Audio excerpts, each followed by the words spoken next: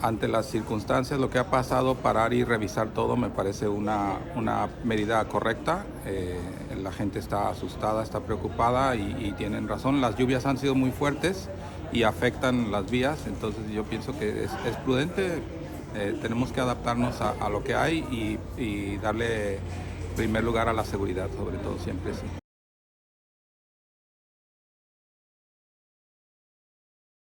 Quan els pagesos fan vaga, tothom es fot calent. Quan els del país van fet vaga, tothom es fot calent. Quan aquests fan vaga, ningú es fot calent.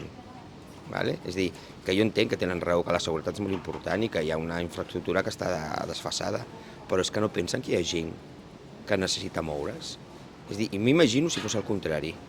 És que sempre faig la mateixa pregunta. Imagina't aquesta gent que porta un tren que un dia va i es troba els pagesos que han tancat l'AP7. Oh, cabrejat! Doncs també tenen que pensar en gent que es mou, que a vegades la solució no és putejar el que menys culpa té, perquè no arriba on té que arribar. El senyor de la Renfe no li putegen, el senyor de Madrid no li putegen la gent que va cada dia a treballar.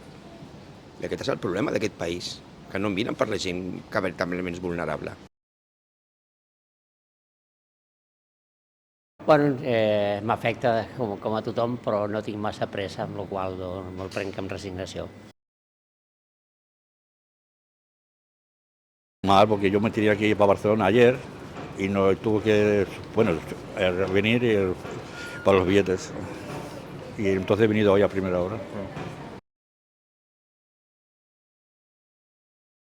Bueno, la verdad es que me ha dado un poco de lástima porque es un accidente bastante fuerte y se ha muerto mucha gente y me sabe muy mal por las familias afectadas. Pero creo que no hay que tenerle miedo al tren porque no es culpa tampoco del tren, sino del temporal que ha habido y la mala comunicación que ha habido con no mirar las vías antes de continuar.